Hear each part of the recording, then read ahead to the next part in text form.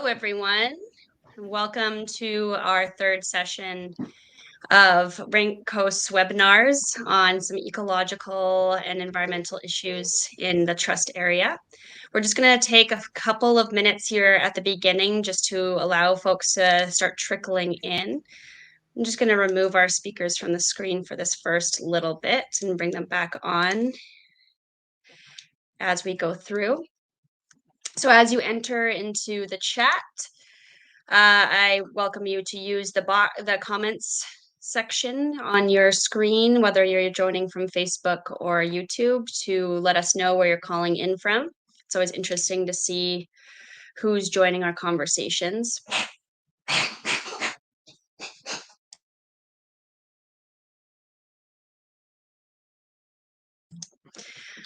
So just take another minute or so.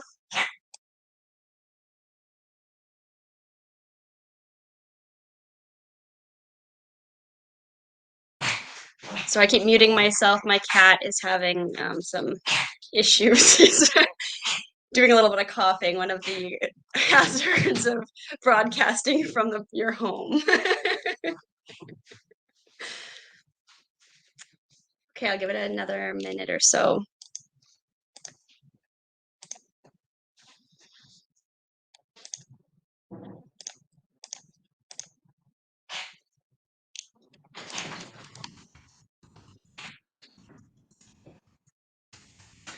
There's another minute or so here.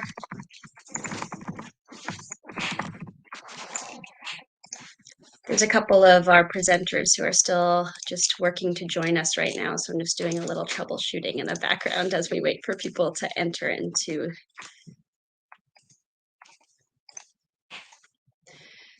Okay, we've got some folks from sunny Vic West. We've got someone from Pender Island calling in. Thanks for sharing, folks.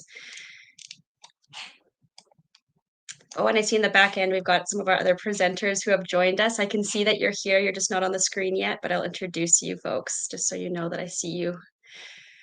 All right, so we're going to get started. I'd like to welcome you all. Like I said, this is the third in our webinar series addressing environmental issues and options for better environmental protections and policy within the Islands Trust area and also beyond into different coastal areas of BC. So if you're joining from outside of the Islands Trust area, I hope that you can take something away from these talks that we're presenting today.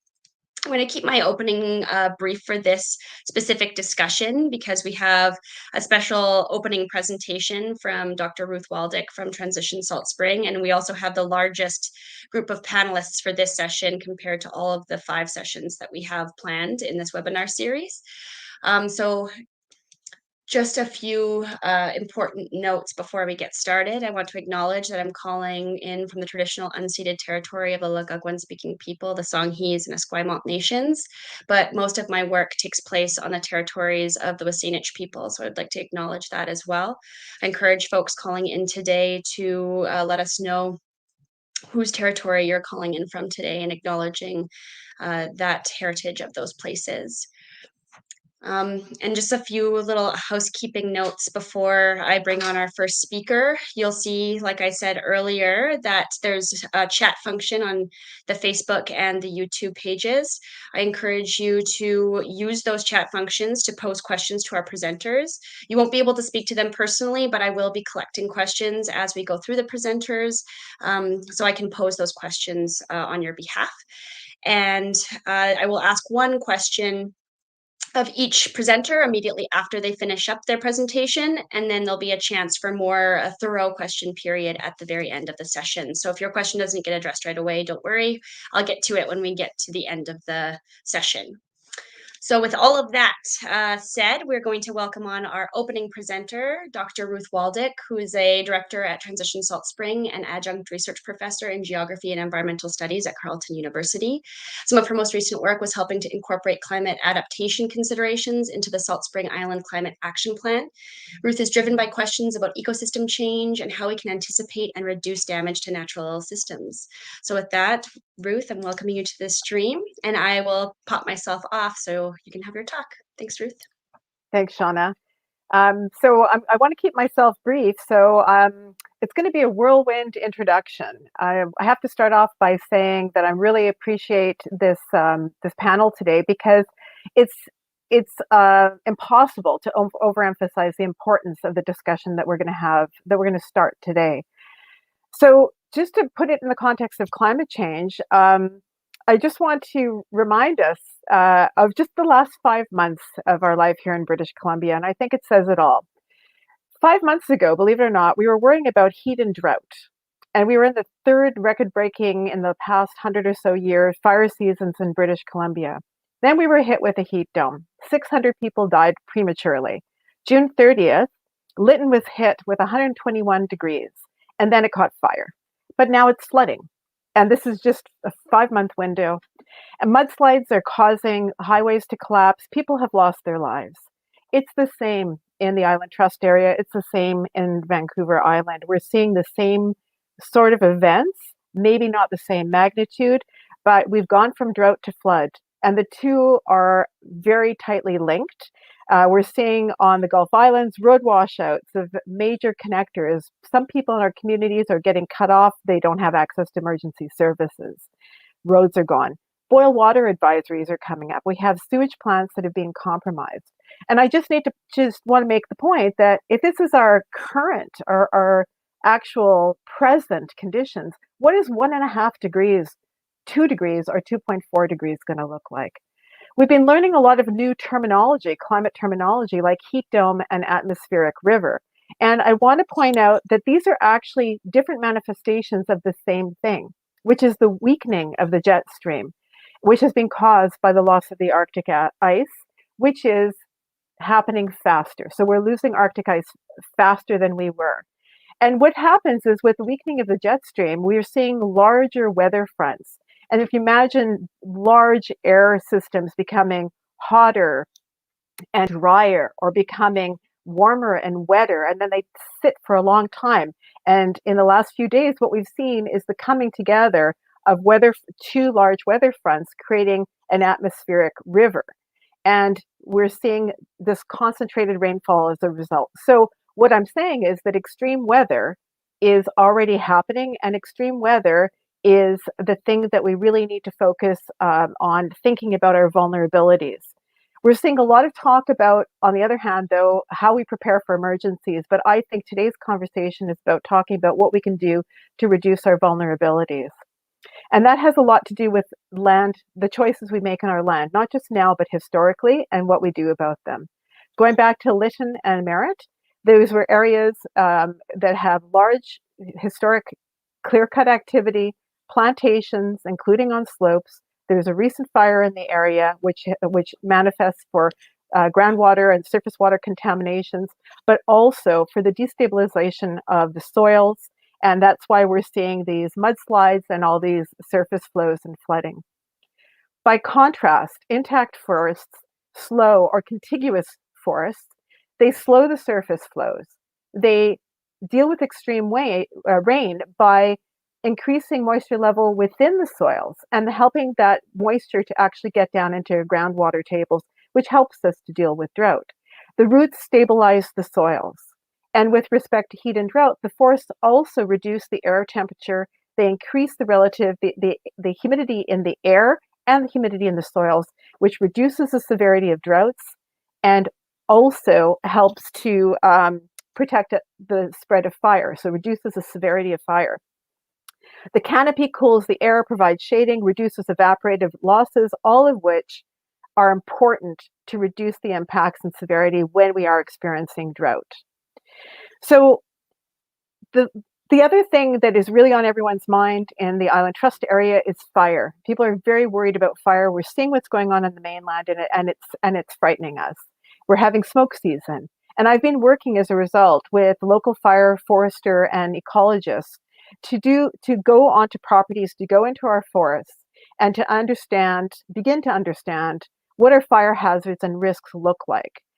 Because this is what people are concerned about, and this is something we can take action on. So with respect to fire vulnerability, our coastal Douglas-fir ecosystems are not the mainland forests. The native species are fire resistant, both the trees and the understory. lightning is not a factor. We've got firemen who've been working and experienced and asking around, and in 30 years, they're only aware of 2 lightning strike events, and they did not cause any kind of fire that created a problem. But the reality here is that most of our fire is human caused. It's caused by burning of debris. It's caused by burning of slash piles, and that is associated with clear cutting. On the Mount Hayes fire, as by way of example, it was started in a large cut area where there was large quantities of fuel and slash on the ground. They don't know how it started, but it started and it burned hot, fast, and it looked like it was out of control. The interesting thing is the fire people who were there to fight it said that when it hit the green vegetated forest edge, it slowed and started to smolder, and they put it out, and this is what they told me, they put it out like that. So this is another reason why forests are important to us. So when we're talking about the reality of fire hazards, I want to set this in your mind for when the panelists are presenting, because there's going to be a lot for us to think about. The question is, what is it that we can do to reduce our vulnerability for the things that we're experiencing? Legacy fuels. What you see here on the left is an understory of a forested ecosystem, lots of moss, lots of native understory. Fire is not going to go very far in this. So a small fire will put itself out. It will stay relatively contained.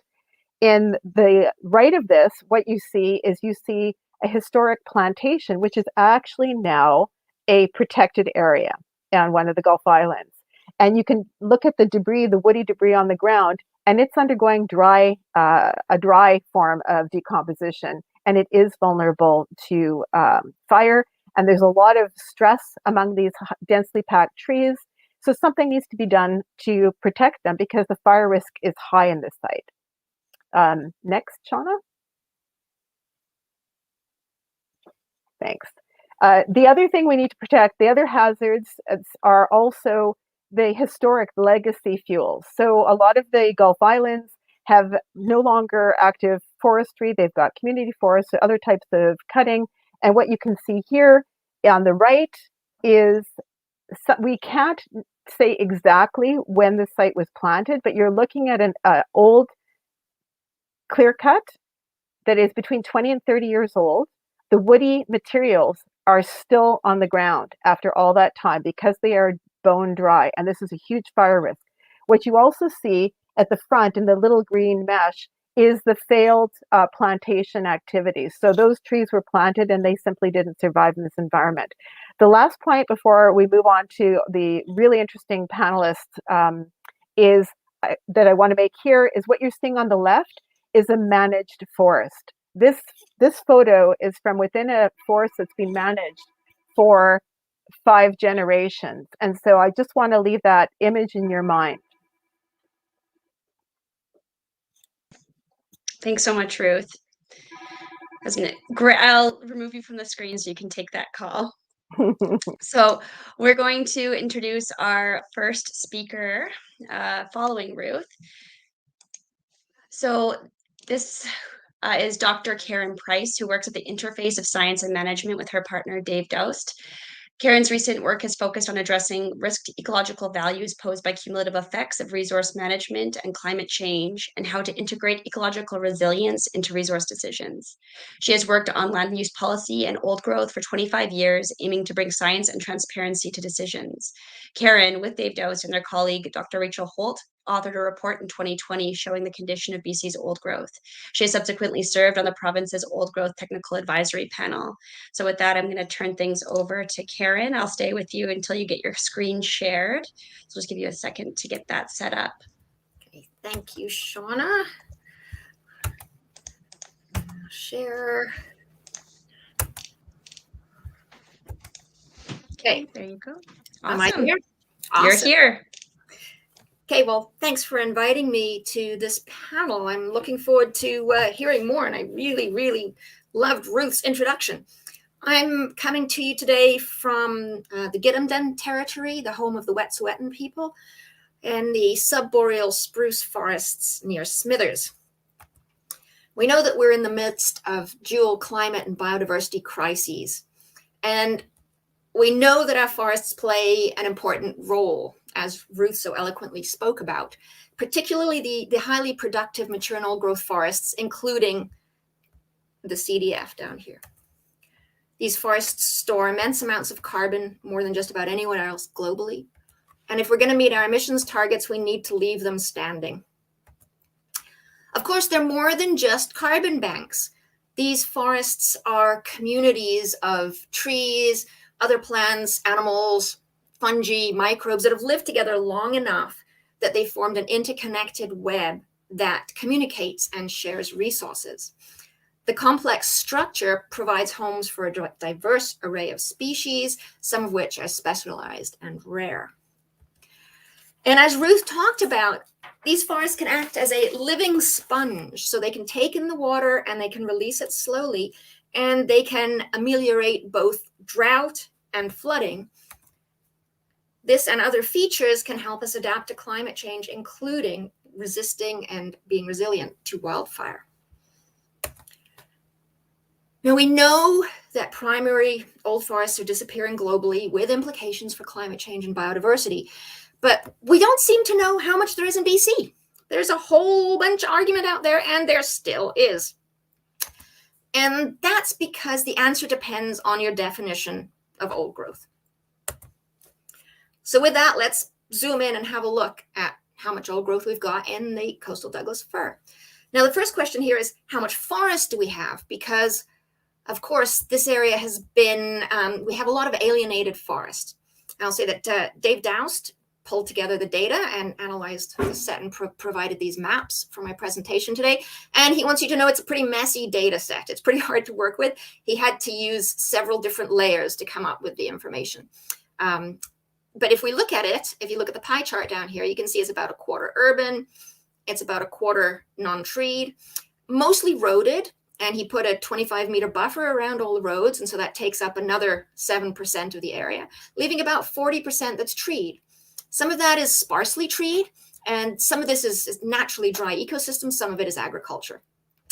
If we look at the treed area and look at a smaller pie here, you can see that more than 2/3 of it's privately owned. So it leaves about 12% of the coastal Douglas-fir forest that is forested, and or 12% of the coastal Douglas-fir that is forested and publicly managed. So that's how much forest. Let's look at how much old growth there is there. So I've zoomed into the southern area here, the southern portion, and this, what you're seeing here is it's a serial stage map. And if we want to look at old growth, it's this 250. So we're defining old growth as more than 250 years old, as in the provincial inventory. And there's all sorts of things we could discuss there about what that means, but that's what we're using for now because that's what we've got in the database. So if you look at the dark green here that you'll see, maybe there's some little bits on Galliano, maybe there's some little bits down on Salt Spring. And then this kind of lighter middle green here is forest that's older mature, so 140 to 250. This is probably also primary forest for the most part. And then there's a much bigger area of this light green that's kind of scattered over the area. And this is mostly second growth, and it's highly variable in condition. And I think this is your opportunity, and this is really where the conversation about what do we do with this forest lies. So some of it is just clear cut and chunk, like one of the picture of Ruth's on the right, and some of it is much more complex. Now, if you look at some of the dark bits, let's say up here or down here, and then I overlay protected areas, you can see that actually a lot of them are captured in protected areas. It captures about a quarter of the old growth. But there, I just wanted to show you a picture. This is just old growth. So if anyone says there's lots of old growth in the CDF, you just show them this picture. There's not lots of old growth. It's looking a little bit better in the north. Lasqueti looks like it has some decent forest, particularly over 140. But overall, let's have a look at how much there is. Here's old growth over 250, very little. My bars here are shaded so that crown forest is dark green and private is light green.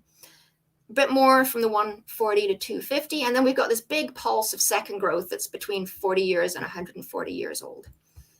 Total old growth in this data set, 1,689 hectares. I will say that the last data set that I looked at that was just public land had 14 hectares, so we found more forest because there's more information in the data set. So just the data are unreliable, don't believe anything I say other than as kind of a strategic level overview. Of this area here, about half is Crown and half is private. So is this enough old growth? And the question then we have to ask is for what? And I'm going to address, is it enough to maintain ecological integrity? Because we need to have healthy functioning ecosystems if they're going to be resilient and able to adapt to climate change and still able to provide ecosystem services that we need and that we value. And so if we want to have these functioning ecosystems, we need to retain sufficient area. We need enough of each natural ecosystem so that we can maintain ecologically viable populations, that's biodiversity, of organisms across their range, and to maintain ecosystem function so that we can put these together and create resilience. Science tells us that the risk to ecological integrity increases as habitat decreases. So what we know is if we have more than 70% habitat over here, we're pretty sure that we're doing okay. Risk is low. And we're pretty sure that once we get down to low amounts of habitat, below 30%, definitely below 10%, the risk is high. And in between, we've got some uncertainty shown by these bands because it varies with species and with function. So let's apply that to the coastal Douglas-fir. Let's see what the risk to ecological integrity is. The way we're going to do this is to compare the amount of old growth that I showed on the maps to the amount that we expected. And the amount that we expected, I'm going to take guidance from historic disturbance and from the biodiversity guidebook. We could do fancier ways. This is the simplest. It doesn't capture the complexity of legacy trees that survive through fires, but it's a good start. And what this tells us is that we expect in the coastal Douglas-fir, we expect that 29% will be older than 250. So we expect 29% of the land base will be old growth, and that half of it will be over 140, 2/3 over 80. So let's see what we have.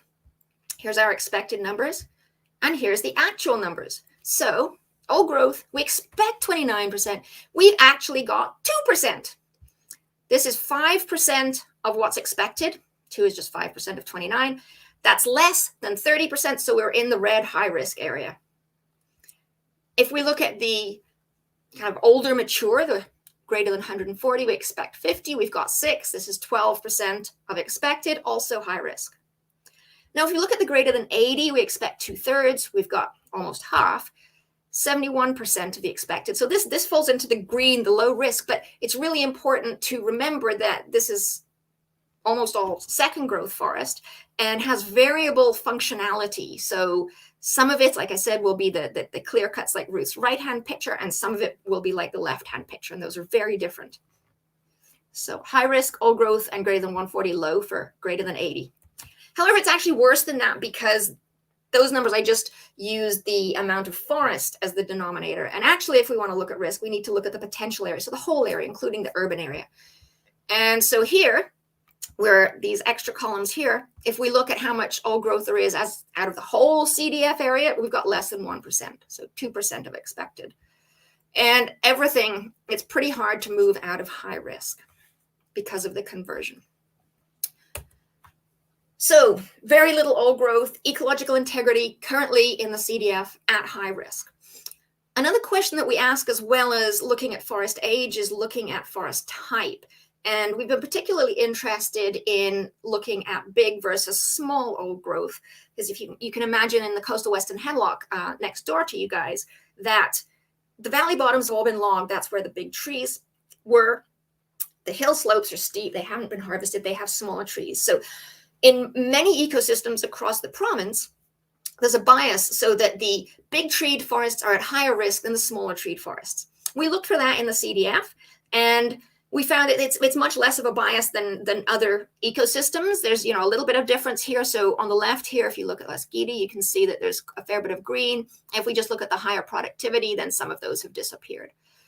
But it's not a big issue here, and it's not for a good reason. It's because pretty much everything has been harvested.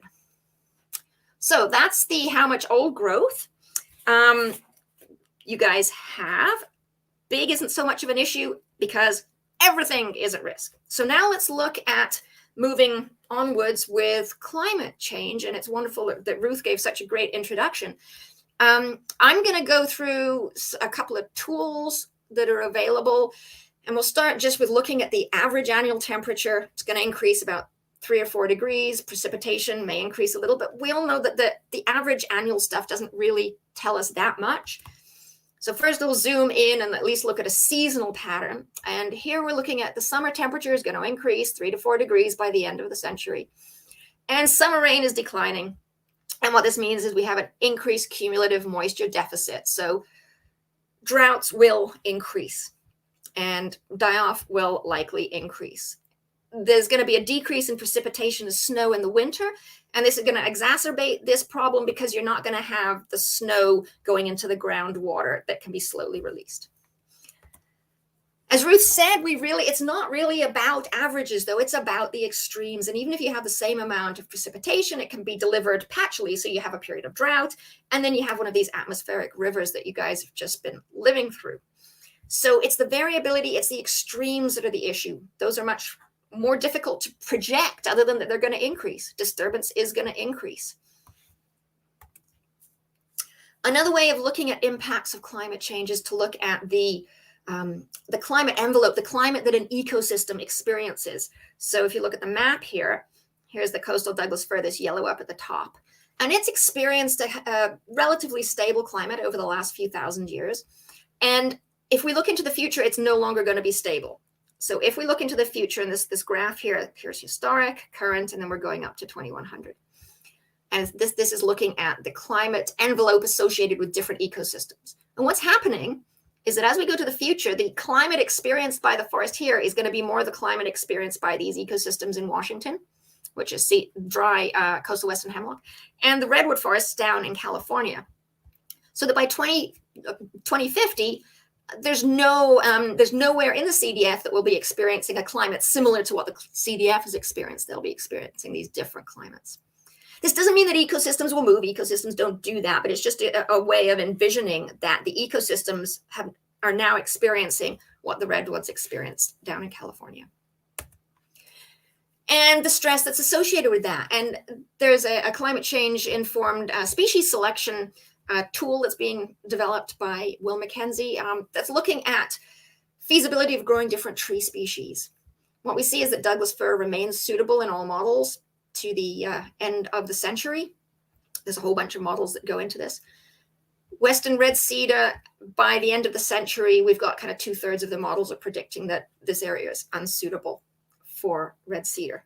So that's another way of looking at the impacts of climate change. So putting this all together, little old growth, things are going to change a fair bit over 80, in different condition. What are some messages here? So I'm going to end with some messages. The first page here is, if you're talking to politicians, I've been in terms of being on the technical advisory panel for old growth, I've been involved in more politics than I have been before. And what I want to say is it's super important to encourage the paradigm shift, so that we move from timber focus to ecological integrity and health and resilience as a focus. The focus on what to leave and not what to take. And what I want to say is the time is right. Like in 30 years, the time has not been as right as it is now. This conversation is happening in government right now. If you have any connection to a government person, talk about this. They'll probably come back at you talking about job loss. Just make sure that you know the background. It's not conservation that's responsible for job loss. And give the emphasis that really, we're required to keep our old forest.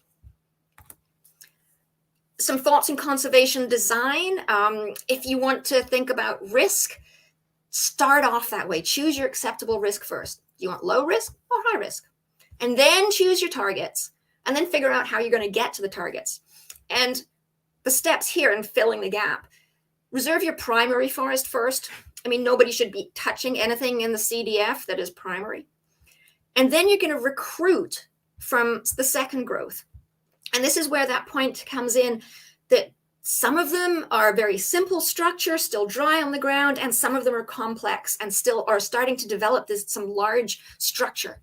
So if you're thinking about areas to reserve, it's these complex large stands that you want to choose first. They're going to do better for biodiversity. They're going to do better for the climate.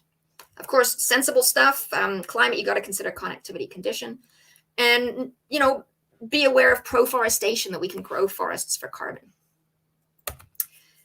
And if you do harvest, and this is where we can get into the management part, then choose some of these really dense stands.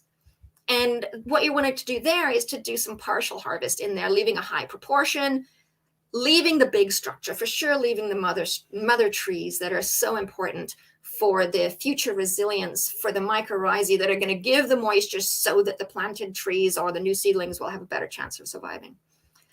And plan for diversity, because if we're going to have resilience, then we need to have diversity. So encourage deciduous, and even up here in the interior, once the fires hit old forest, where they hit deciduous forests, they stopped. Like we were in the middle of those big fires, and you draw the outline, old forest and deciduous forest, and consider planting for the future.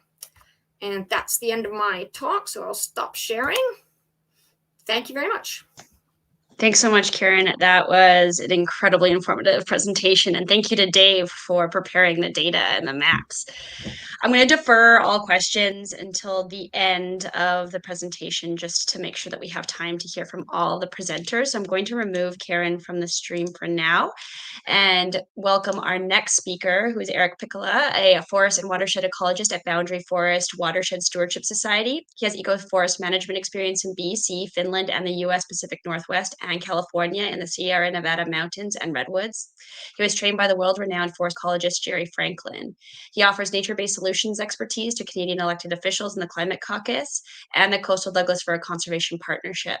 He also collects and summarizes 180 years of historic landscape change data, including forest harvesting, post-harvesting fires, mega fires, salvage logging, tree growth, combined with drought and climate change data. So with that, I will add Eric to the stream. So Eric, if you want to share your screen, I'll make sure that you can get that set up. I don't have a screen to share. I'm just going to be a talking head. Right, sounds good. I will hop off then and let you do your thing. You betcha. So it's kind of maybe counterintuitive, but we are living in our Coastal Douglas-fir zone and around BC actually too. We have lots of different kinds of forests, but right here on the east side of Vancouver Island, we are in a temperate rainforest.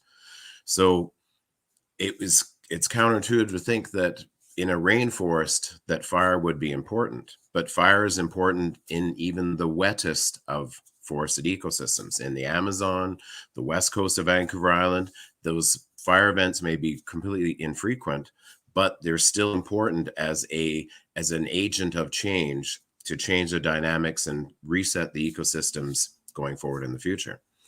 So we've been putting out forest fires since about 1910 in an organized and massive way across North America and across the world, because timber is wanting to be protected as a resource, so you don't want fires burning it up. And then now, as we've come later in the 20th century into the 21st century, is we have lots of homes that are in amongst the forest and what's called the wildland-urban interface. So there's values of timber to be protected and houses to be protected as well. So we've been stamping out fires for over 100 years. And what we've done is that we've let these forests continue to grow and build up fuels, build up trees and shrubs and downed logs and dense stands that then become fire hazards. And as people have mentioned here too, that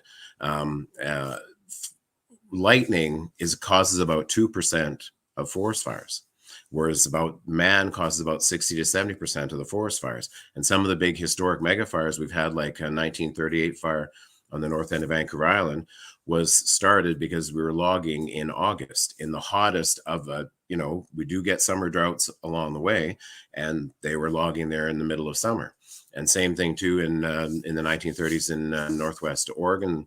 There was a big, huge fire called the Tillamook burn, and they were logging in the middle of August, and the fire ran away. So even as you come out of spring, there can be fires in May and also fires into August and September. So we always have to be vigilant for these type of issues. And the pictures that Ruth showed there of an older forest with nice logs lying on the ground, rotting, decaying, being water sponges and covered with mosses, as opposed to the clear-cut area on the right. So what we do with our harvesting is that we take away about 90%, 95% of the logs away, and we're leaving the smallest branches, the tops of the trees, which then coming out of winter will dry the fastest and soonest, and also will burn up very quickly in a forest fire. And there was a report from 1941 that said the fire hazard for slash in coastal Douglas-fir areas could exist in a medium to high status for up to 40 years after harvesting. 40 years, 40. So that means that areas that were harvested 40 years ago, so right now for us then, so in areas that were logged in 1980 here in the coastal Douglas-fir zone could still be in play when it comes to forest fires. So it's not fresh slash, the fire hazard goes right through the roof and is into a high and extreme kind of situation. But then we still may be having stands that were harvested over the last 40 years may still in play. And of course, it's a moving window as you move through time. So it's really important that we understand these kind of dynamics. But then also on the flip side is that we need to understand the importance of fire. Like fire is really important in the coastal Douglas-fir ecosystem, and also in its footprint mate, let's say, of the Garry Oak ecosystems. Fire is important for both of those ecosystems. And then what's even more counterintuitive, that having these places burn more frequently than we've been allowing them over the last 100 years that we've been suppressing and stamping out fires. These fires going through ecosystems reset the clock, release nutrients, and only a fire can do what a fire does. Thinning does some of the effects of fire, but only fire can do what it does. So what is maybe releasing nutrients and resetting the clock, the ecological clock there going forward. But what's hugely important too is that areas that burn, and there's some new research in August from California, that areas that burn or were allowed to burn more freely stored up to 30% more moisture in that ecosystem. So fires then are important for maintaining the moisture in the ecosystem too. And so in the face of these summer droughts and climate change, we need to make sure that fires can be brought back in a controlled and prescribed way to let these forests start burning again. And if we can't do that, then we're going to have to do some thinning. But we need to make sure that the logs are on the ground, and we can't remove all the logs because we want to let them get charcoaled and wetted by winter rains, because then they'll absorb more moisture and more nutrients. So then by having these logs in the ground, which become super sponges, then they're releasing water and moisture throughout the year, which then will help ameliorate summer droughts, but you're helping with the continuous supply. So then when rivers are at their lowest in the fall and the winter, then we have more moisture coming into the system because we've retained it in the system. And by also maintaining forest cover, we've got any water that does come is we're letting it drip down slowly and filter down through moss and lichen mats and the canopies and down onto the moss and lichen mats and those logs on the forest floor.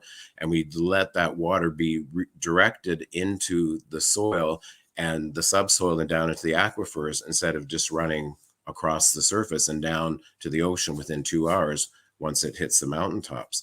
So these forested ecosystems, 3% of the trees in some of our coastal forests store 42% of the carbon. So these bigger, older trees, which then are standing alive, which become dead standing and eventually fall down as logs, are hugely important in carbon stores, and then eventually becoming new soil, which then is bringing organic material into the soil, which is moisture holding capabilities. And then if you let them get burned, then you're including that fire cycle as well too, which increases our moisture and our nutrient abilities in those stands. So in the face of climate change, we need to maintain our productivity of these forests and allow the big trees to keep on going. But they only grow if there's moisture and nutrients to keep them growing. And for example, if you have nice rotting logs on the ground, and there's after 100 years and there's moss and lichen on them, rainfall washing over those logs are putting in 49 pounds per acre per year of nitrogen into the soil. So if you don't have those logs, you don't have that nitrogen input, which then we're reducing our soil depth over time, but also the nutrient inputs into that soil, which then limits our ability to grow the big, huge mother trees and other trees and plants. And I'll have underground system.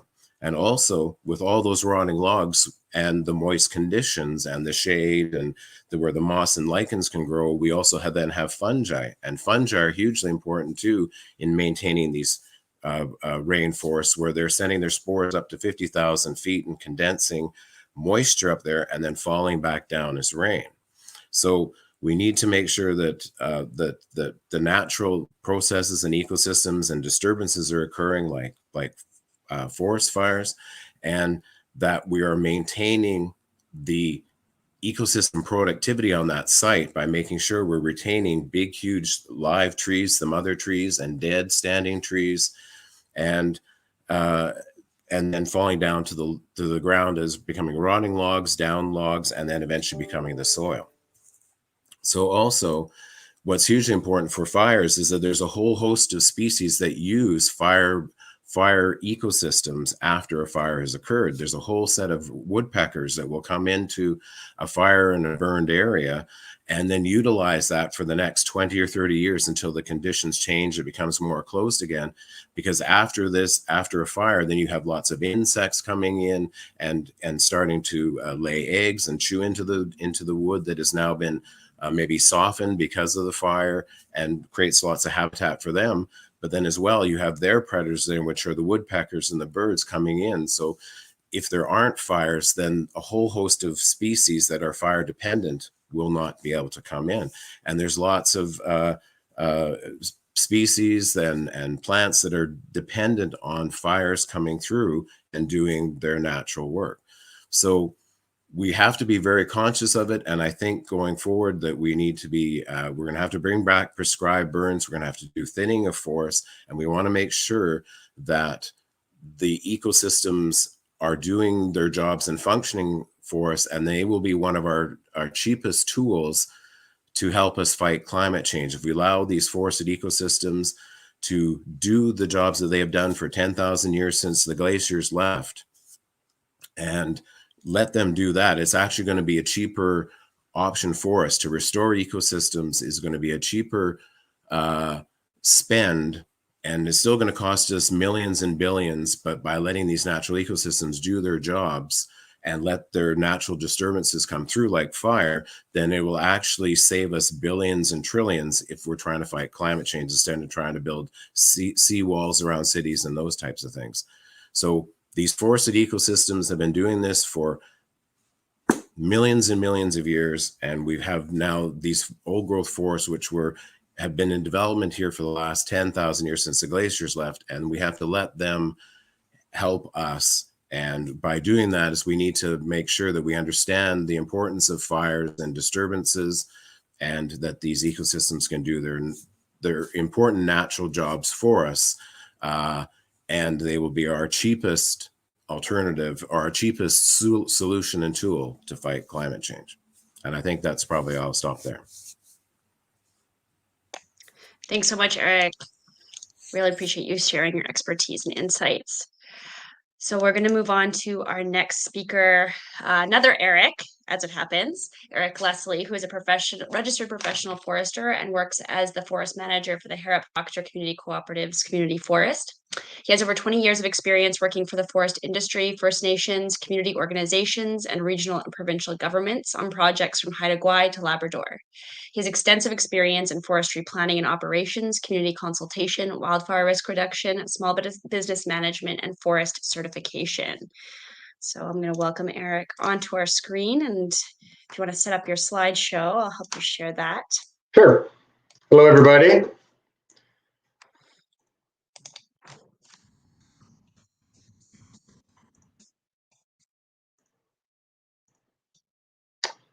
Okay. Okay, there you go. I'm sharing. You are sharing, I can see it. So I'm going to hop off and leave you to do it. Okay, super. Thank you for the introduction. It was a great panel, and look forward to a great discussion. I am a forester. I work in the southern interior, primarily these days, specifically for the Harrop-Proctor Community Forest. I'll describe what I do and how I do it in the next few minutes. I know for most of you, the Southern Interior is a long way from home. There we are, there on the shores of Kootenay Lake in the West Kootenays, just not that far north from the US border, the Idaho Panhandle. Here we are zoomed in. The pink outline is the boundary of our community forest. It's all public land. The areas along the shore on the north edge are private land. We're lucky we have quite a large intact forest to manage. And I'll speak more about the issues with that in a sec. So what is the community forest? Like I said, it's public land. It's about 11,000 hectares and change, which is, I don't know, 26, 27,000 acres. We go from near the lake level up to the height of land, which means we manage whole watersheds, including the watersheds that all the folks in the villages of Harrop and Proctor drink out of. The forests are all fire origin, or mostly fire origin. And the big fire was around 1905, burned most of the west arm of Kootenay Lake. There were a few fires in the 30s, but nothing much since until recently. Little social context, the community forest was born out of the War in the Woods, your first war in the woods perhaps, and was the founding of the community forest came from protest and indeed road blockades, and the community forest was created out of that strife through a novel program at the time, which was the community forest program. And there are now over 50 community forests in the province, but we only contribute to about 3% of the land base. Harrop Proctor Community Forest was the second one in the province, awarded in '99. We're not for profit. We have most households in the area are members and owners of the co-op, and I work for them. I'm the forest manager. I'm the whole forestry department. I'm also a forestry consultant working for others, other community forests and parks and stuff, but largely for the Harrop Proctor Community Co-op. These are our objectives. We were born out of watershed protection initiatives and activities in the 80s and 90s. Our number one goal is watershed protection, drinking water protection, ecosystem-based forestry. Local employment, also very important. It's a mixed community in terms of more rural, land-based folks and newer arrivals. We have had some fires, which you'll hear about in a second. Community wildfire protection has become a huge issue in the past 20 years. And I will be speaking about our climate change adaptation work, which is directly linked. Okay, I mentioned fires. This is Harrop Creek. You can, in the foreground, you can see two fires. One is from 2003, one from 2017. More on that later. Luckily, the riparian zone, the green strip down the middle, did not burn, mostly in that fire. Both fires resulted in the community, however, being on evacuation alert. Okay, I'm going to speak about specifically climate change adaptation project that we're working on that has a lot of fire built into it. And I'm not going to give the broad presentation on the structure of the project, but I saw a number of years ago through working with some very smart ecologists and climate change folks that we needed to be more proactive and adaptive in our forest management. And I didn't see much of it happening on the ground. Lots of talk, but not a lot of action. I think the past 10 to 20 years has been a lot of talk, but still not all that much action in the actual forest management sector, which I am a part of. I'm not going to speak about the science of climate change because I'm assuming this audience is well versed in it, and it's quite well known. Now I'm just going to show this one slide, which is an example of not future change, but change that's already happened, where the creeks in our area, the spring flows which are largely snowmelt driven, are up, and our fall flows are down on average by large amounts. Okay, I'm going to very briefly talk about a risk assessment that we did. That's the first step in deciding how to be adaptive.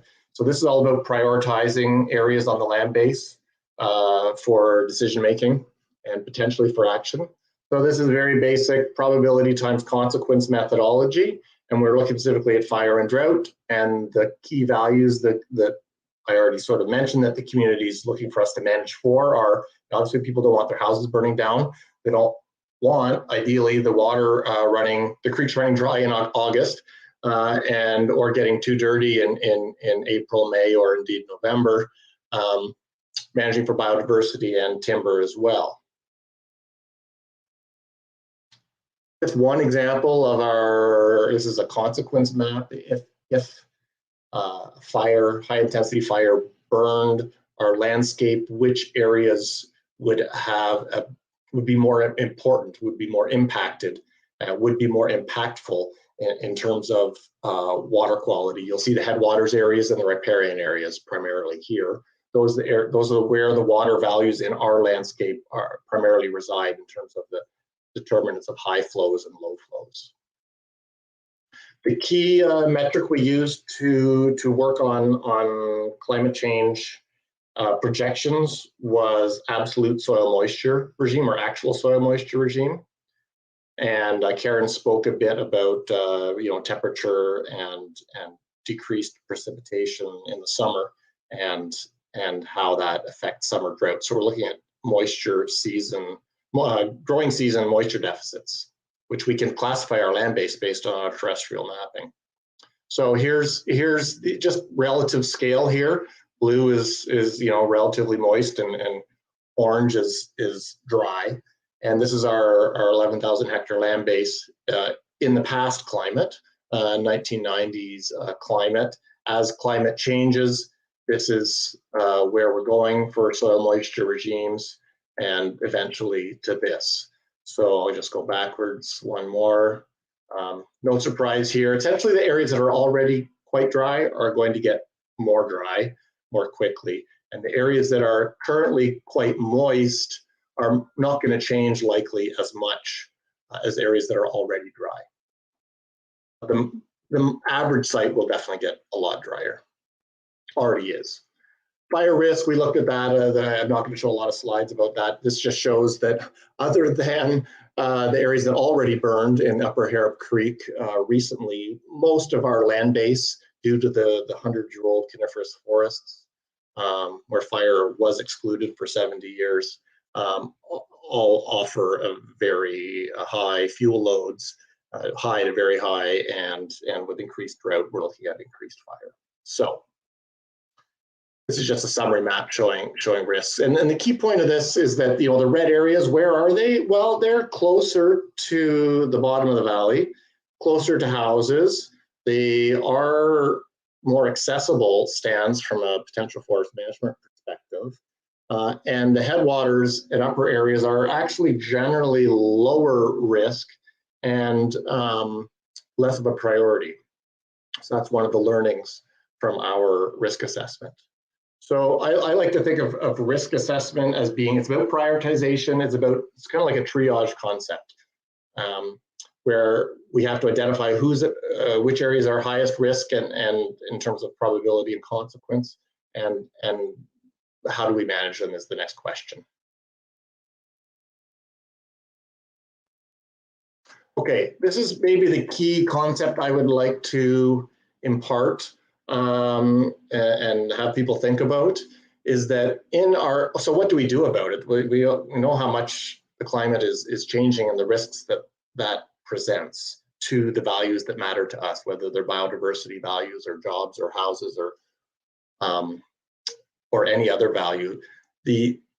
From a strategic perspective, we have to think about where can we resist, or where should we resist the kinds of changes that fire and a changing climate present, and where do we need to proactively, or should we consider proactively realigning or transitioning our ecosystems. So on the resist side, the protection side of the equation of the work that we should consider doing, we're looking at fuel breaks, protecting the older forests, areas that have lots of carbon, old growth forests, riparian, caribou habitat, they're all very vulnerable and rare. And even if they do present a high fire risk, they are still worthy of protection, largely through the management potentially of adjacent areas. We also need to look at the connectivity of our reserve network, which I'll show you in a second. On the realignment side, or the transition of our ecosystem side, we need to be looking at lowering the density of our forests. I think that's a well-known concept. I'll show lots of examples. New ways of, well, these are stocking standards, that's a timber term, but what trees do we manage for? What species do we manage for? Deciduous, for example, versus coniferous, drought-tolerant species. And we need to be thinking about connectivity of our treatments as well as the connectivity of our reserves from a management perspective. And we also need to think about carbon carrying capacity.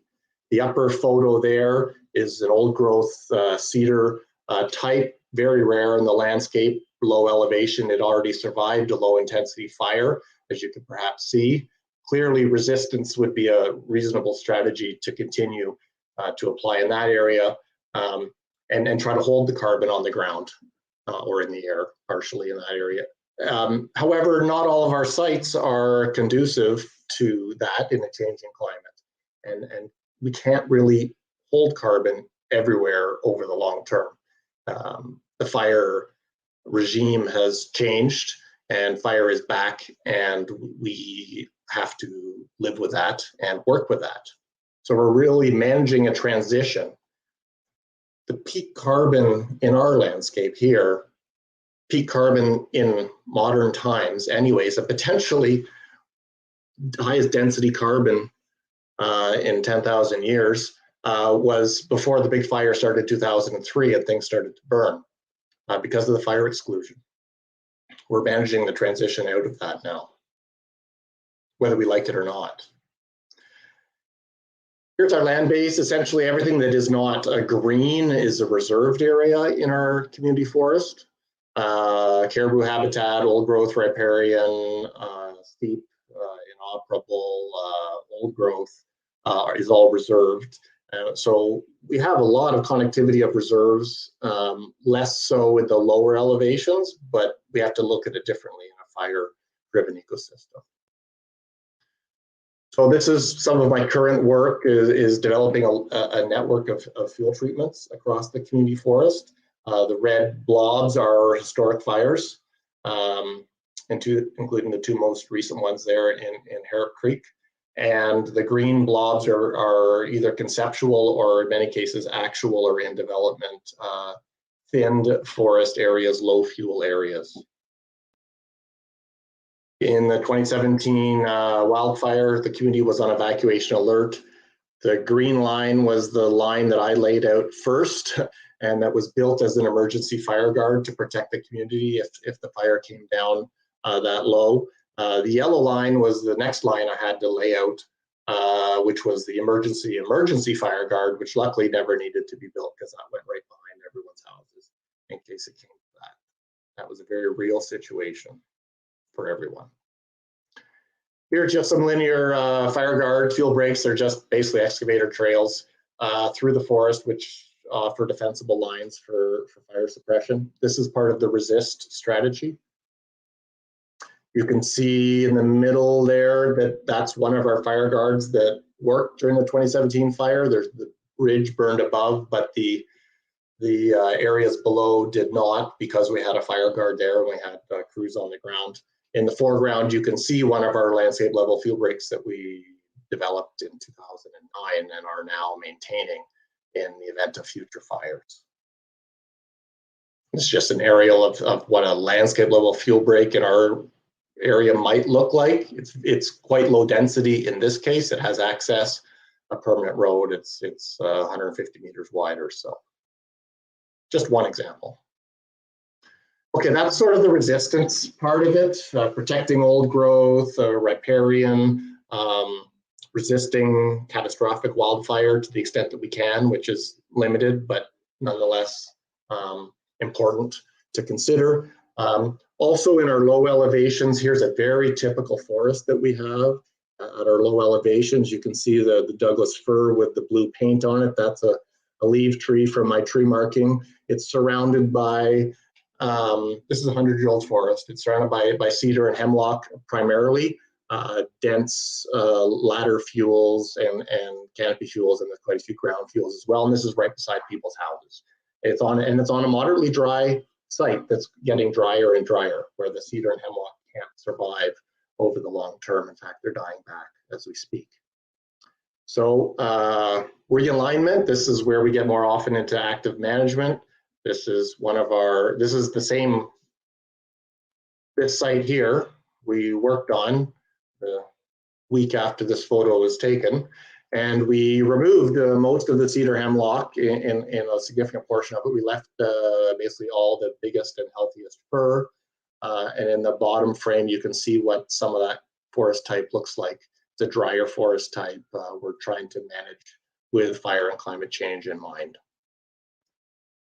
This is another example of a managed forest, 100-year-old Douglas fir that hopefully now, with the ladder fuels and the surface fuels largely reduced, will likely survive the next wildfire that comes through. Lower density, more drought tolerant tree species retained. Here's another example. This is a lower retention area. This is just 2 years after we thinned it. You can see all the lush herbaceous growth coming back. This reminds me a little bit of perhaps what some of the drier CDF forests might have looked like or do look like, but only on the dry sites. Connectivity of treatments, in this case, we do have a road network through part of our community forest, and everything that you see in the middle part of the frame there is all partially cut. And if we're going to do landscape level fuel breaks, then we need to think of them as being connected. I'm also involved in reintroducing managed fire. Here you see a fire that we ignited this past May. In Windlaw Creek, we burned a couple hundred hectares of dry south-facing slopes, low intensity to moderate intensity fire. This is where ponderosa pine and Douglas fir and shrub and grass would be the native forest, but it was quite deeply ingrown with Douglas fir and cedar hemlock growth. So we've been working on reintroducing fire into this landscape. Here's another, well, this is an adjacent area that we did a thinning and then burned the fine fuels next year, I think, and reduced the fuel load. So this is just a drip torch bringing fire back on the landscape. Here's another site that I was involved. I prescribed thinning and then burning just outside of the city of Nelson. This is actually in West Arm Provincial Park, just a couple miles from Nelson. This is a slash burn, fuel burn, but you can see how dense how less dense but still significant the fir larch forest is in this area that we understory burned. This is a site similar to a couple slides ago that's now been has been thinned and it's been burned lightly, and this is probably just a year later or something like that, and we're managing to a much lower density forest and more open ecosystem type. This is much more resilient and diverse, or helps to make the landscape more resilient and diverse compared to a sort of monotonously 100-year-old forest, or a clear cut for that matter. Hey, Eric, I just want to let you know that you're close to time. Okay, I'm on my last slide. Perfect. Perfect. And the climate change project that I'm working on, it's got a handbook and workshops that we're going to be doing shortly, and we're currently developing some educational wildfire films in the community. And that's it. Thank you. Awesome. Thanks so much, Eric. So I'm just going to remove Eric from our stream for just a few minutes while we introduce our final speaker. Amy Cardinal Christensen is a Métis woman from Treaty 8 territory currently living in Treaty 6 and a fire research scientist with the Canadian Forest Service, Natural Resources Canada. Amy is the co-author of the book First Nations Wildfire Evacuations, a guide for communities and external agencies, lead on the book Blazing the Trail, celebrating Indigenous fire stewardship, and also co-hosts the Good Fire podcast, which looks at Indigenous fire use around the world. So I'm going to bring Amy onto the screen. Hi, Amy. You're just muted. I think I can unmute you. There we go. Oh, can you hear me? There we go. I can hear you, and now I can see your screen. Okay, sorry, I was stuck trying to share my presentation, so it wouldn't let me talk. No worries. So I will hop off. It looks like you've got a handle on it. Oh, does it? Do you see the speaker display, or do you see the just the presentation? I can just see the presentation. It's not on presenter view. Okay, perfect. Yep, because I see it on presenter view on mine. So okay, no worries. I'll just go from here. Sounds good. Okay, thanks so much, everyone, and thanks for having me here today. I just want to acknowledge I'm on Treaty 6 territory doing this presentation. So I live in a little town called Rocky Mountain House, but I actually grew up in northern Alberta, and just wanted to acknowledge the territories that you're listening from today. So yeah, I'm here, I guess, to talk a little bit about Indigenous fire stewardship. And I thought first, I would talk about myself and where I'm from. So I was raised in the boreal forest, and as Shauna said, I'm a Métis woman, and our family views fire as something that our family has used since time immemorial. And colonization stopped that practice from happening, but I'll talk about that a little bit in a bit too. But I mean, for many Indigenous communities in the boreal forest, they've been using fire since time immemorial. Their knowledge, it's not singular, so there's no really pan-Indigenous approach to fire. It's plural, and it's deeply connected to place. So even neighboring nations can use fire for completely different reasons. And Indigenous nations hold significant knowledge about the fire-driven landscapes that they live on. So, where fire risk is, intervals for burning, when is appropriate times to burn. And they enact a set of principles and relationships with landscapes that burn. So, for example, for many Indigenous people, we see using fire as a responsibility that was given to us by Creator to live in this world. And so because of that, we don't just see fire as fire, which other people see. It's much more than that. It's connected to culture. It's connected to physical and mental health. And so I think for Indigenous people, it's a much bigger thing, than just these out of control fires. And I should say too that wildfires were also important to our nations. So Amy, I don't want to interrupt you, but we're still stuck on your opening slide. I don't think that we're seeing you move through your slide deck as you're speaking. Let me see here. Okay, weird. It's I'll try to share again. Okay, sounds good. Sorry to interrupt your flow. No worries. I can just show it to you on the okay, here we go. I'll try this. Oh, there, perfect. Now we can see. Okay, yeah, we can see your now title. I can actually see the screen too. Oh, perfect. Okay. Let me see here though. I'm gonna have to find my. Okay, so can you see it move there? Yes, it's moving now. Perfect. Okay, perfect. Okay, so yeah, so anyways, that's the slide. And that's actually my daughters on there who are just watching a burn. So it's for us too, like kids come to fires, elders come to fires. It's a family activity that people do together. So, there's not that fear of fire that we see right now. So as I was saying, so where we're from, that there was many different reasons for burning. So, to get those new shoots of new grass coming up, to keep meadows open, to push animal migration. For one reason was to draw the buffalo up into the north for buffalo hunting. We also used fire for fishing and other things. So an elder who was in a past research study from 1979 said that, they didn't set the forest on fire just for the sake of burning, but so that I could return to hunt the next year and live.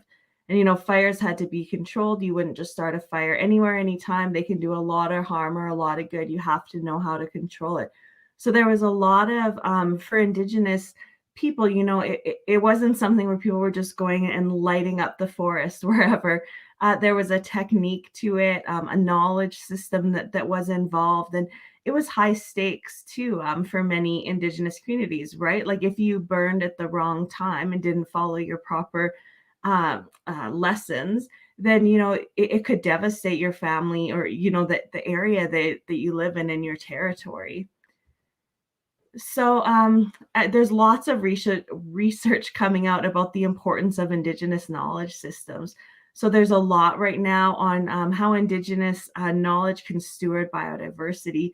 And Kira Hoffman, who's one of my colleagues, just did a paper where they looked at cultural burning practices internationally and just how they increase biodiversity in multiple regions of the world. And also fire and Indigenous knowledge systems can also provide us nature-based solutions to climate change. So one thing that we know is that, we can reduce fire risk through cultural practices. And we see that in Australia and in California even, where there's cultural burners taking part in the landscape. But unfortunately in Canada, there's not many nations here who are able to burn their territories in the, at the scale that we would need it done. So you might say, okay, well, that's great for the boreal, but, that doesn't relate to us here in the coastal temperate rainforest. But Kira, again, she just published some of her results from her PhD that was in the BC coastal temperate rainforest. And so I'll just read some quotes for it. She found that fire was strongly associated with former Indigenous habitation sites during the periods of occupation. People likely utilized fire as a tool for resource management to influence the densities of specific plants by creating mosaics of vegetation in different stages of succession. So this is almost the exact same, overall reasons for burning that we have in the boreal. And she also says that fires ceased following cultural disorganization caused by disease and other European impacts in the late 19th century. Indigenous people were likely to have been the primary ignition source in this and many coastal temperate rainforest settings. These data are directly relevant to contemporary forest management and discredit the myth of coastal temperate rainforests as pristine landscapes. So as she mentions it in her study and her findings from her research, Indigenous people went through this cultural severance activity where, we were excluded from participating in our activities, our relationship with fire on the landscape, and it's had many consequences. So, we are seeing increased fire risk across Canada. We have climate change, but then when we combine that with fire suppression practices, forest management practices, and then expansion of the wildland-urban interface into the forest, we're basically kind of compounding our risk to fire, and we're seeing that play out in real time. So here we have a wildland fire evacuation database at the Canadian Forest Service. And so this is just for BC. If we look at the number of wildfire evacuees in BC, so this is single people who've been evacuated during fire events from 1980 to 2021. So 2003, we see that big event that was the Kelowna and the Barrier fires. But then, we see 2009, another big spike, 2017, and then, of course, the year that we just went through this year, 2021. But when we look at the number of evacuation events, so these are like actual evacuation orders that happen when people had to lose their property. So it doesn't matter how many people. So it's not only, where large communities get all the attention, because there's many small communities that are impacted. And you can just see that it was just off the charts in BC this year. You can barely even see some of the other events from the 1980s to 2000 because compared to I think there was 160 some evacuations in BC this year. And then, the flooding that we're seeing as well now just adds to that too. So this map here shows evacuations in 2021 due to fire. And so the orange dots are Indigenous communities, and the bigger the size of the dot, the more number of evacuees that there were. Yellow is non-Indigenous communities, but you can even see, like, even on the coast, even Vancouver Island, you know, we saw some evacuations this summer. Again, the interior of BC, of course, is where most of that happens. And so this is just looking at a fire this year. This was by Westwold there, where they had basically a historic picture from 1930 of what the landscape used to look like. And so this was, you know, with Indigenous stewardship, with lightning caused fires happening on the landscape without fire suppression. And then a fire exclusion period, which is the middle picture, where it shows, you know, just the increase in the amount of trees and vegetation on the landscape. And then when the fire went through, and so basically the fire's almost trying to reclaim that landscape similar to what it was, you know, prior to colonization. So, I mean, what do Indigenous people want? And, you know, what I'm hearing across Canada is that we want a reunion with fire. And I think that the issue that we often face is that it comes with big issues. So, you know, it's not just about fire and burning on the landscape, but it comes with, you know, that we want Indigenous sovereignty and land back. And, you know, we want to be able to not just be informing, excuse me, decision makers, but making decisions on our landscapes. And so this is a picture here of me on Treaty 6 territory. And like, we burn every spring and every fall. We weren't able to burn this fall because we actually had green grass for too long. But, you know, normally we're doing these burns on the landscape and tending the land and, you know, having that relationship, which is so important. So I think what I just, you know, wanted to point out too is I think when we're managing these systems or stewarding them, we really need to start reconsidering who is the expert. Lots of times we look at, like, you know, Western certification methods like university degrees or other things to think that those should be the people who are making decisions. But we also have Indigenous knowledge holders who have a long history on the land base. And if you're interested in knowing more too about this topic, we actually have a podcast called the Good Fire Podcast, where we basically speak with different guests from across, well, mostly Canada, the US and Australia, but Brazil, other places, to chat about how they steward their land with fire and the importance, and getting into big issues. There's even one there on, you know, the importance of wildfire smoke and fisheries in California, which, you know, might be interesting too. And then just final slide here, Shauna. So we also have this book out called Blazing the Trail, Celebrating Indigenous Fire Stewardship on the Land, that was written by Indigenous authors and peer-reviewed. It has Indigenous art throughout it, and stories from communities that are bringing fire back to the landscape, or, you know, that have proud firefighting histories that wanted to share, or that are doing other sorts of prevention or mitigation work in their nations. So yeah, so that's it from me. I'll stop sharing my screen here.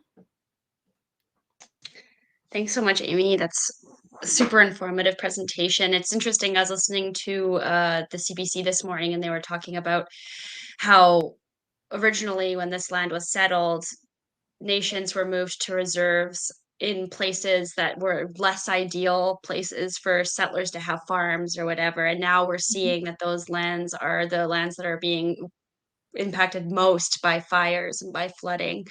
So it's really, this is really resonating with me right now, seeing how vulnerable a lot of First Nation communities are in a lot of different ways because of settler actions. So I think that your talk is extremely important in that context. I'm going to bring everybody else back to the stream. Our question session is a little bit shorter today because we had so many incredible speakers joining us. Is everybody here? Am I missing anyone? No, everybody's here. Perfect. Okay. So I've got a few questions. Some of them were sent in actually before the webinar happened because some people were really keen to pose their quandaries to the experts, but some of them have kind of trickled in throughout this process. I'm going to try to get at least one question directed at each of you, and feel free to jump in if there's something you want to add to answers. So this one was directed at during Karen's presentation. This audience member noted that plantation trees have a poor genetic mix, and many of those planted trees are now maladapted to changing climates. And in your experience, Karen, or anybody here, if they have any thoughts on this, has this been accounted for in long-term forest planning? Are we going to see these plantation trees being less able to adapt to changing climates? Does anyone have any thoughts on that? Well, it's not my area of expertise, but Fair. yes. Yeah. I mean, essentially, it comes along to kind of the arrogance of humanism when we figure that we can do something better than nature. Science, I mean, I'm a scientist, but science tends to be very reductionist, and we figure, okay, we're going to fix this one little thing, and then we'll plant this tree, and all of a sudden it's going to grow because we have a better, stronger tree. But what we've missed is, just like Amy was talking about, we've missed all of the knowledge from the land, all the knowledge that has been there in these ecosystems for so long. And I just have very low confidence that we can ever do anything better than nature can. So in terms of planting, I think that with climate change, our best thing is to have a mix of provinces, places where we get the trees from, a mix of species, be as diverse as possible to increase resilience, and just try to have a little humility and learn from nature where we can. Great answer. This question was posed just a few minutes ago for Amy. How did First Nations communities replant intentional burn areas? Did those places usually naturally reseed, or were there intentional plantings that took place after fire? Yeah, so I can speak from the Boreal that I know the best, and that is most of it was natural. But the idea was, to keep trees on, basically to kind of promote the growth of medicinal plants or other things. So berries are one example, like burning for berry patches is so common up here. And usually what would happen is when we burn, we try to do low intensity burns so that they don't disturb the roots of the plant. So the plant will just then, you'll get rid of all the dead growth and other things, and the plant will just resprout from its roots. So that's one difference, I guess, that we do. And I think too, another thing is, like, I always often hear that, well, Europeans burn too when they came to Canada, but it was a really different type of burning. Like, Indigenous people burn for biodiversity, whereas they were burning more for monoculture, for agriculture and other practices. So yeah, so I mean, most of it was natural, but it was a lot of, promoting grass and other things. It wasn't, they weren't really trying to steward tree growth in many areas where I'm from, but they were in other areas. Like, I know there's oaks and stuff in California that they specifically stewarded to grow using fire.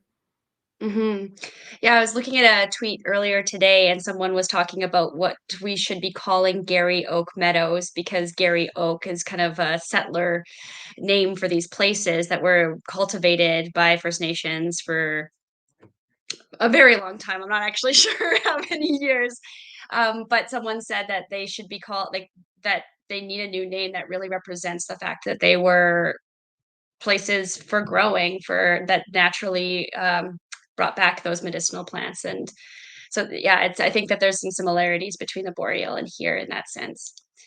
Okay, so next question. I think that this might be best directed at Eric P.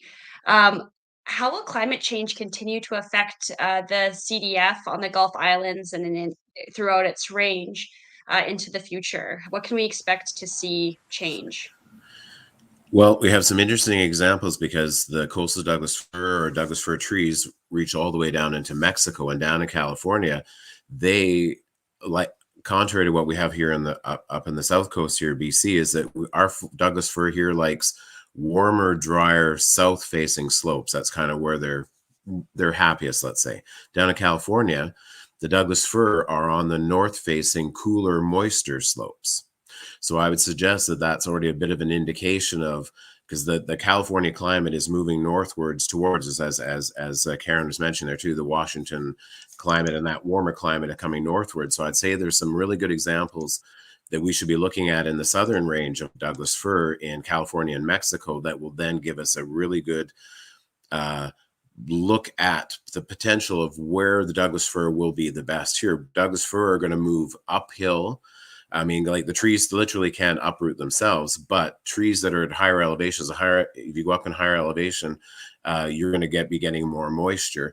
So we have to be looking at those type of systems, and in particular, like the cedars and the hemlocks aren't going to be doing as well in these now drier conditions. Like we're thinking at places like Wildwood Ecoforest, that for maples and for those drier the cedars and the hemlocks, that it may be 5 or 10 centimeters of soil may be the difference between life and death. So it's soil depth is important too. But I think there's some really good lessons that we could be looking at. And we know that these trees and plants are going to be looking for more moisture, and elevation changes and perhaps more northern aspects are going to be help them to survive these drier and warmer conditions going forward. Great, thanks. Great answer. Okay, so I just had a question come in for Eric Leslie. Rosemary asks, how much of the community forest is diseased? And said in brackets, I saw brown trees in one of your pictures. And are those trees that might be diseased more fire prone? Yes, there is some disease. There's also mountain pine beetle and Douglas fir beetle and other disturbance agents out there. I'm not sure which photo it was. We also see a lot of flagging and occasionally dieback on the cedars. So that may have been what people were seeing. Certainly cedar as a less drought tolerant, tough tree, but less drought tolerant tree suffers in drought, as we on the coast as well. So I wouldn't speak more in terms of exactly diseased or undiseased, but I would say that there's a large portion of our forest that is highly stressed by drought and high densities, and there's not enough moisture to go around, and thus there's a lot of trees suffering from that. I would more just look at it in terms of like collective stress. 20% of our forest was mountain pine forest, and it's mostly dead. Douglas fir beetle, it's also killing a large number of Douglas fir trees these days. There's that as well, but I think the biggest factor to really think about is more overall density and stress levels on the drier sites. Right. So I've got a number of climate related questions, and so I feel like anybody who feels ready to answer can just jump right in.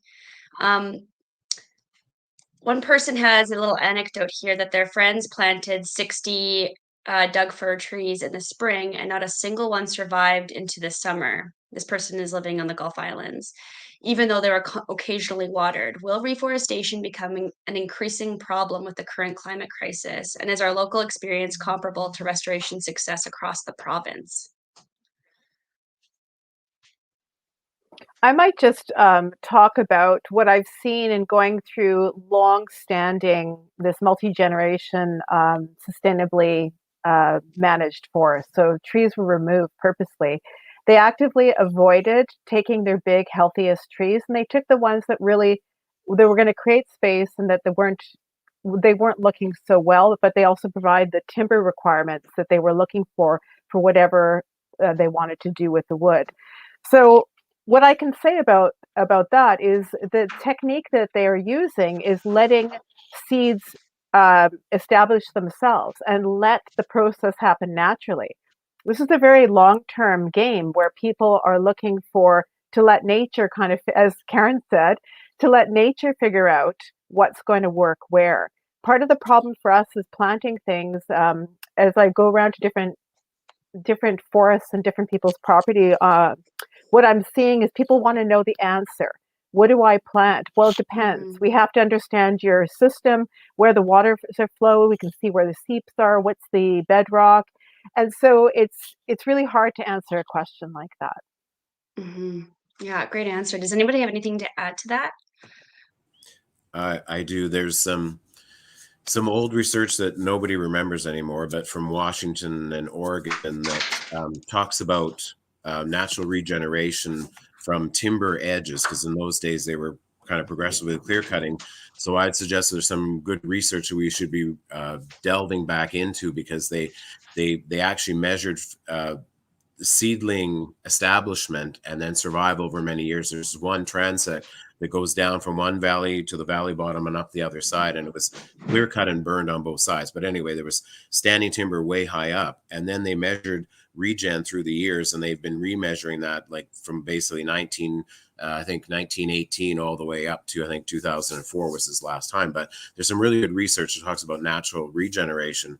And there's also even one report that came out that said there's dry eastern winds that seem to be driving mega fires during the summertime, but that dry eastern wind too also would drive seed distribution from conifers as well. So there's some interesting relationships between the weather and weather pattern and winds, and then about establishment and possibility, microsite where seeds can be established. And one other example is that in a talus slope, way up coast, I should say, that it was really, really rocky. There was old growth on this place, and the planters came in afterwards and planted right behind these spots. So Mother Nature finds the best spots, the best microsites for trees.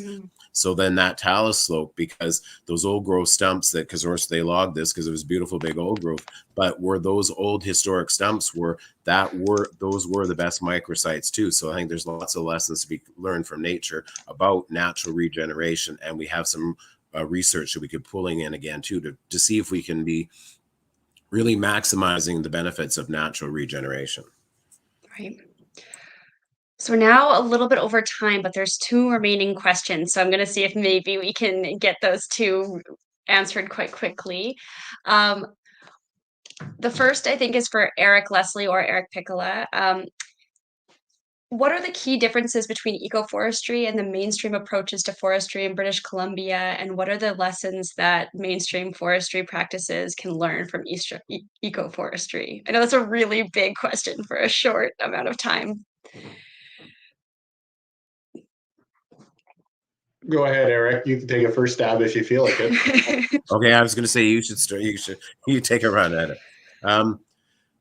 I would suggest that ecoforestry starts with ecosystem needs and not timber supply or annual allowable cut or cubic meters. How much wood can we get off that? Because we really need to kind of get our forestry to the point of where we're looking at what are these ecosystem needs. In a lot of cases, it's going to be we need to do restoration or simply get out of the way. But in most cases, these ecosystems have all their inherent ecosystem processes, what they do, and the ecological goods and services that they produce. So if we let them do that, they'll actually be helping us. So that's from an ecoforestry standpoint, is we want to go in there with a sort of a light impact, a low impact on the land. And I'm hearing background noise, but anyway, we want to have a light impact on the land, and ecoforestry focuses on ecosystem needs and maybe thinning dense stands, making sure we're maintaining mother trees, and making sure that the underground wood wide web, the fungal networks are all connected and sharing these resources. But we've got the big, huge mother trees doing their photosynthesis work and are the power plants for these ecosystems. So ecoforestry tries not to disrupt the banked ecological time that's in there, but taking some and helping improve the forest and making sure that those the structural elements above ground and below ground and the species composition are intact and fully functioning, and as opposed to the industrial forestry where it's a cut and wait, and we never let it get older than age 60. So the old growth conditions, the fabulousness of the old growth forest, we will never achieve them, and the ecosystems will never recover to old growthedness because we cut them by the time they get to age 60. So it's a cut and wait and never achieve. It's like battery charging. We're charging with industrial forestry. We charge our batteries up to 5%. If we had old growth, we let them go to old growth, we'd be charging our ecological batteries up to 100%. So that's some of the concepts. We really need to focus on ecosystem needs instead of AAC and cubic meters. Go, Eric, please. Well, that's I think a pretty good encapsulation. Maybe I would just, another way to phrase it might be that ecoforestry is trying to follow and learn from and work with the wildness of ecosystems and not try to superimpose an agricultural type model. So it can look all kinds of different ways on the ground, but it essentially comes from that ethic, I would say. Awesome. Thanks so much. That was a really comprehensive overview. Oh, Karen has something to add. Yeah, just something really short. I just want to say that that our current government has committed to a paradigm shift, moving from timber as primary to ecological health as primary. And this is exactly the transition that they need help making and encouragement. Mm-hmm. So that's a call out to you, audience. You need to put pressure on our decision makers to make that paradigm shift happen. But also just quickly, that we already were doing that in the 1990s and early 2000s with the old BC Forest Practices Code. And where it was, we were trying to retain 13% of those old growth stands, so create biological legacies and pass, forward them into the future. So in each cut block, you had to have wildlife tree patches and riparian reserves and other landscape level reserves. So you were making sure that you were keeping those intact elements of the old ecosystem, and we were forwarding it to the future. Because if you have a young forest that has these old growth structural elements, a younger forest, 60, 70, 80, 90 years old, could already be acting like an older forest, late successional forest, because you have these structural elements that are there. And because you're retaining them, you're forwarding them to the future. And like natural disturbances, there's always biological legacies that are forwarded to the future, whether it's wildfire, whether it's windstorms, those types of things. So in our forest management, we have to be retaining these biological legacies and forwarding them to the future. And based on our flooding now, we need to make sure that we're maintaining forest cover to slow down precipitation and snow and shade and cool the planet, to stop climate change as well too. So this paradigm shift, we've already done it. We have to relearn what we did with the old BC Forest Practices Code, learn from the Northwest Forest Plan in Washington and Oregon, and bring in the best science and actually measure what are we doing on the ground. Nice. Thanks, folks. So sorry, we're getting way over time here, but I have one last question, and it's for Amy. What is the best language to use when speaking about Indigenous-led prescribed burns on the landscape? Some different terms I've heard are cultural burns, prescribed burns, selective burns, and I've heard some different feedback on which term best honors the generations of knowledge that feed into these practices. And I wonder what your opinion is on the best terminology to use. Yeah, so I think we're taking our lead a little bit from California and Australia on that, and going with cultural burning as the term that we're using. I think that's because there's a lot of worry about agencies basically appropriating our types of burning into, prescribed burning programs. So there is some papers and stuff out where they talk about the difference between cultural burning and prescribed fire or controlled fire that might be of interest.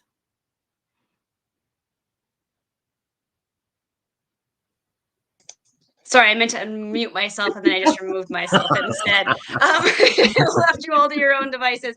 Thank you, Amy. That's a great answer. So with that, I think we're going to end things. Oh, Eric, could I add one more thing? Mm-hmm. One more thing. So we've got 50 years of ecological science, and maybe farther if we go back and include forest harvesting and fire data from the more industrial period 100 years ago. But we have to connect and start managing with traditional ecological knowledge and seeing if we can link that with our Western science and take the two of those and take these knowledge bases. We need tons of knowledge to fight climate change.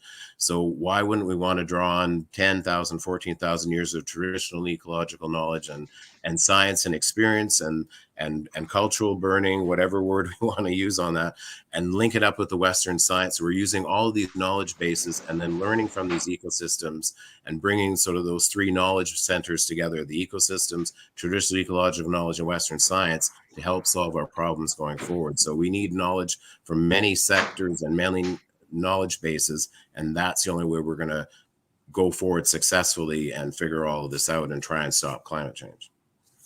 So Shauna, I know you're feeling pressed, but I just want to regroup this back to climate change again, which is we haven't been here before. And just to reiterate Eric's point, we've never been here before, and we have to be adaptable and learn as we're going together. And so that's a really key message for reducing our vulnerabilities going forward. Absolutely. That's a great note. Ruth Waldick starting us off and ending us off with a very good comment. So that's it for us today. Thanks to everyone for being here. Thank you to our incredible group of speakers and to our rapt audience that stuck with us all the way to the end, even though we went for 10 minutes over time. So we'll see you all next week when we talk about carrying capacity in the Gulf Islands. Goodbye, everybody.